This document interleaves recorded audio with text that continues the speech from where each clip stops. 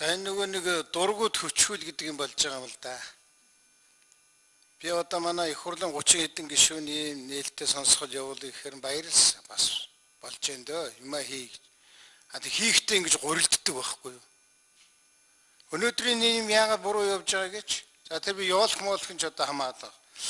Өнөөдөр улсын хурлын чуулгантай өдөр байхгүй юу? Би өглөөнөөс хойш та нарын нүдэн дээр бас одоо уучлаарай ичмээр юм боллоо. 3 4 гарчгүй лээ. Энд тэр талын өрөөнд байнгын хороо хуралдаж байна. Тэнд чуулган хуралдаж байна. Чуулган дээр ирцэх хэрэгтэй. Байнгын хороон дээр ирцэх хэрэгтэй. Санал хураахт нь бас одоо дэмжлэх хэрэгтэй. Ингэж одоо хүний ирэх ярьдаг юм уу? Би одоо танд тэг шүүмжилмээр байна. Юмд дургууд хөчхүү гэж энийг хэлдэг. Та нар хүмүүсийн оролцоог хангах. Гэхдээ ядаж хүний энийг асуудал хэлцэхдээ хүмүүсийн юм уу иргэдийн оролцоог хангаж чадахгүй амьтад чинь яаж цаашаага юм хийх вэ? Тэгээд айгүй энэ тэнцвэргүй байдал үүсэж байна. Энэ Нямбатар гэдэг хүний сонсгол юм хаашаа. Яахаараа Нямбатар юм хэм хариулдаг. Яагаад энэ орж ирсэн хүмүүс нь эхлээд үгээ хэлэхгүй байгаа. Дэг журам нь өөр байгаа бол би бас байнгын хорон дээр хэлж ирсэн. Тэр дэг журмаа өөрчлөө. Энэ иргэдийг сонсооч дээ. Заавал жагсаал цуглаан хийдэг иргэн гэж хэн хэлсэн? Тэр жагсаал цуглаанд өөрөө сайн дураараа очиод үгээ хэлээд явж ирсэн иргэд орж ирээд үгээ хэлгэлтэй. Эхлээд юу болохгүй байгаагаа ярьж байгаад тэрнийг яаж өөрчлөх тухай ярьдаг болохоос биш. Нямбатар шиг бүгдийг ингээд урьдчилаад мэдчихсэн тэгээд ингэж өөрчлөх гэж байгаа юм байхгүй. Ер нь бол энэ асуудлаар өөрчлөлт хийх гэж байгаа бол засгийн газар биш.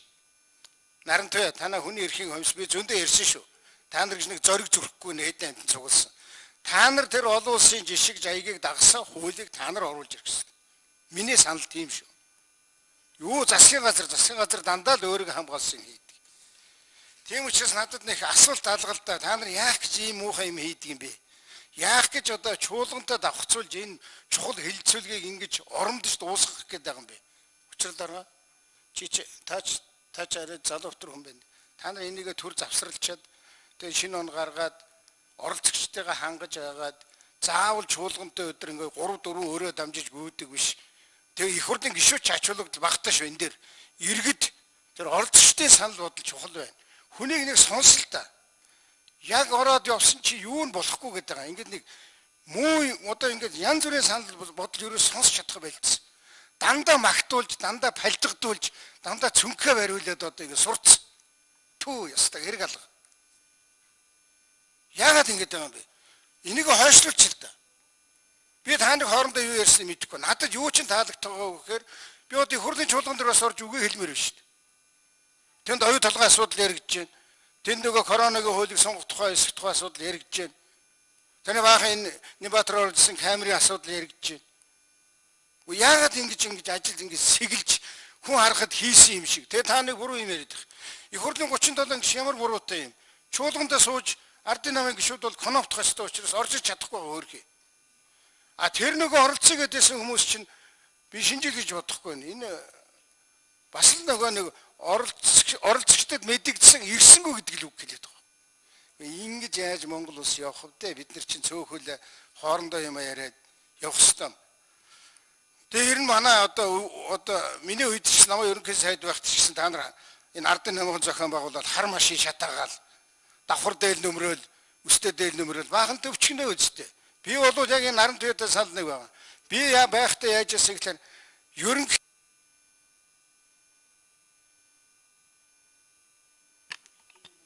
Алтуу гişүү нэмэлт 1 минут. Яг юмд хүлээцтэй юм сонсоод зөв яриад зөв зохион байгуулалт суралт. Энэ жагсаал цуглааныг журамлах гэдгээс илүүтэй хамгаалах асуудал дээр л концепц явах хэрэгтэй. Дахиад би энэ цагдаа нартай болоотой нэг асуудал хэлээ. Элтэр тэрнийг телевизийн нэвтрүүлгэнд ороод ингээд харж яхад цагдаа нарын буруу байхгүй. Хэдүүлээ нэг юм журмалж өгмөр юм байл. Тэр бусад барууны орнуудад бол цагдаа бол ийм л үг хэлнэ энэс илүү үг хэлж болохгүй гэдэг шүү дээ. Манайх болохоор Чириас Петрийн нөхөр үгэл эхэлдэг байхгүй. Тэгэхээр тийм үг байхгүй. Энийг хуульчилж өгөх хэрэгтэй Нямбатар сайд. Хуульчилж өгөх хэрэгтэй. Таны наад хэлж байгаа мэдээж уурсан хүн чинь өөдөөс чинь олон юм хэлнэ. Иргэд. Таны наад чинь таны эсрэг харин сүлд нь ашиглагдсан шүү гэж тэр барууны хянуун дээр гардаг шиг юм хэлүүлээд аваад болоо. Ингээ бид нар нэг харилцан ойлгосон шилжмээр байна. Цагдаагч буруутгаад байх юм алга. Тэгтэл яагаад өнөөдөр буруу яваад байгаа вэ гэхээр 94 оноос хойш За хинээс асууж байна. За хэн хариулах вэ?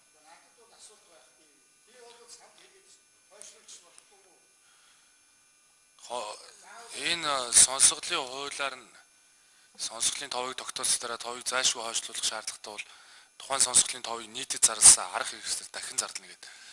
Байнгын ороогоор оруулаад дахиад олон нийтийн хэвлэлээр зарлах юм бил. Тэгэхээр 15-нд байнгын ороогоор бид одоо шийдээд тэгээ парламент хэмээн дээрээс нь 13 веб хуудас бусад хэвлэл мэдээлэл хэрэгслэр зарласан. Тэгээ яг за алтан гишүүн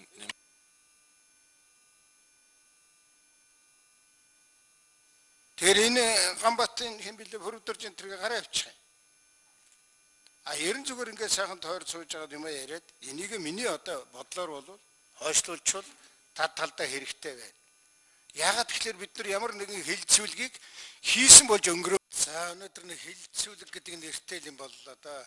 Сэтгэл дундуур байна би. Ажлыг ингэж жонхууруулж хоёрын хооронд одоо ингэж хийдэг бол их муу. Би ийм факт баримт хэлээ л та. Нэгдүгээрт түрүү хэлсээр давтаж хэлье. Улсын хурлын чуулгантай давхцуулж хийлээ. Нөгөө талд ажил явж байгаа. Дахиад би ингээд дуустал ингээд төвчээртэй сууж бүхэн үгийг сонслоо. Энэ бол иргэдийн үг дуу хоолой гэхээс илүүтэй даргарын тайлбар зонхилсон ийм хэлэлцүүлэг яваад байна. Энэ буруу юм аа. Энийг хэдүүлээ цаашаа засаж янзлъя. За иргэд нь бас ямар юм ярьдгийг болгоод ингээд сонирхсан чинь 10 хэд гэлээд 18 10 хэдэн хүний нэртэй байгаа мөртлөө амьгүй албатууд цуглжээ. Эсвэл амьгүй албатуудыг цуглуулжээ. Яхаараа тавхан иргэн үг хэлэхэд энэ дотор ардын намын зөвлөх нөхөр зохиж ирж иргэний нэрээр үг хэлж идэг. Дахиад энэ биднэрт өгж байгаа энэ цаас их муу байна. Өнөө бата энэ хин тааны хин зохион байгуулалт. Энэ одоо ямар ажил эрхэлдэг энтрийн бичмээр байна. Иргэн гэдэг нэрийн дор тэг ардын намын зөвлөх орж ирээд иргэний байр суурь илэрхийлээд иж болд юм. Улс төрийн албан тушаалт нь болдгоо юм. Тэгээ ингээд арай хийж нэг 5 хүн үг сонсох гэсэн чинь нэг нь нөгөө ардын намын зөвлөх орж ирээд үг. Ингэж одоо юмыг гурилдахаа болил та. Ингэж ажил хийсэн дүрс гэж иргэдийн үгийг сонссон дүрс гэж тэгээд юм сайжруулах гэж байгаа царай гаргаж ингэ суудгийг болмоор юм байна. Миний хайрын цаг л боллоо. Тэгтээ одоо яах вэ? Би бас их олон юм ойлгож авлаа эндээс. Та нарыг ажлыг яаж гурилдаж хийдэг аргыг чи ойлголоо. Оролцогчийг хүртэл новшруулдсан биш үү? Захиалгаар оруулдсан биш үү одоо? Одоо энэ нэг хэдний юун дээр би анализ хийлгэе. Хин хаанаас орж ирсэн. Яг үнэхээр яасан. Яах гэж орж ирсэн үг хэлэхгүй юм бол цаа чи үг хэлье гэсэн хүмүүсийн оруулахгүйгээр зориуд цаг хугацааг нэг давхцуулаад чуулган муулган давхцуулаад ингэ хийчих шít. Өстө болоор одоо өнөөс хойш. Одоо өнөөс хойш энэ зохион байгуулалт хийж байгаа хүмүүст бид нар оролцъё. Энэ шүүхийн ерөнхий зөвлөл шүүхийн ямар мэлээ. Цагаан хороо морон дээр бас нэг иймэрхүү юм болоод хүний эрхтэр чи юм болоод нэг л их олон төмнөө шалгаруулж байгаа юм яриад нэг л их олон төмнийг сонсож байгаа юм яриад яасан чи ингэж онхруулж байгаа юм байна л да. Ингэж бие биенээ хуурхаа бол ингэж ард түмний хуурхаа бол жаахан нуруутай бай, жаахан шудраг бай. Энэ эх орны төлөө энэ ард түмнийхээ ах амжиргааг дээшлүүлэхийн төлөө шудраг өсөг тогтоохын төлөө жаахан ажил хийцгээ. Ямар шившигтэй юм бэ? Би одоо энэний чинь асуудал болгон шүү. Оролцогчтой хүртэл ингэж хийдэг. Тэгээ одоо сая цөөхөн ч гэсэн яг 3 4 хүүг хэлж байна. Одоо наадвар чинь ингээ 10 хэдэн хүүг хэлсэн бол маш их гоё дүр зураг гарах байхгүй манай нийгэмд юу болохгүй байгаа юу болох. Одоо наран төвч сонслоо шүү дээ. Өөрөө ч бас хэллээ шүү дээ. Тэр хуулиас авсан журам гаргацсан. Монгол ийм дампуурц ус болсон шүү дээ. Дандаа хуулиас авсан журам гаргадаг. Одоо энэ зөвхөн энэ дэр чи улс төрийн намуудыг Нямбатар сайд би та харин нэг хариулт өгөөрэй. Өнөөдөр биш гэсэн. Улс төрийн намуудын хуулийн дээр улс төрийн намуудыг бүртгэх асуудлыг бол 30 хоногийн дотор шийдэж дуусгах гэсэн. Улсын дээд шүүхийн тэр бүх шүүгч нар яраатал сууж агаад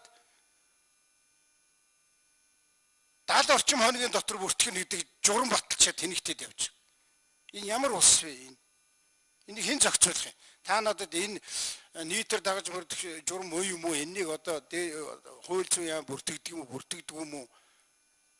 Яг энэ дээр хэрэггүй л да. Ер нь тэр хариулт өгөөрэй. Тэгээ одоо ингэж ийм даварцсан улс болж шít. Тэгээ хууль гаргахын хэрэг юу байгаа бид нар? Хуулиас давсан журмыг хурган дарга нар бүгдээрээ гаргадаг. Сайд нар гаргадаг, баталдаг. Хуулиас давсан журам шít. Сая хэлж илээ шít. Тэгээ хэн нэг нь батал гэрэл хэллээ шít. Өсөөгөө тэгэхээр нь өшид эхлээд зөвшөөрөл авчиж үүсэх. Энэ хавар биднийг өсгөд ямар зөвшөөрөл авахгүй. Хууль чинь ийм ялгууртай үйлшдэг байгаа байхгүй юу? Энэ хурган дарга нар хурган сайдар нь аваачиж журам гаргаж баталчаад хуулиас давсыг гаргачаад тэгээд үжимжээр үйлчлүүлээд байгаа байхгүй. Айгуул их хурд гэж үг хэлэх юм болцоо чимээгүй. Баталгэр тэрнийг амт яадаг тэр мөг эхлээд тэр журмынхаа дагуу шаард. Ингэж болохгүй нөхдөд Монгол улс нэг л хуультай нэг л журамтай дүрмтэй. Тэр журам дүрм нь бол хуулийн дотроо багтсан.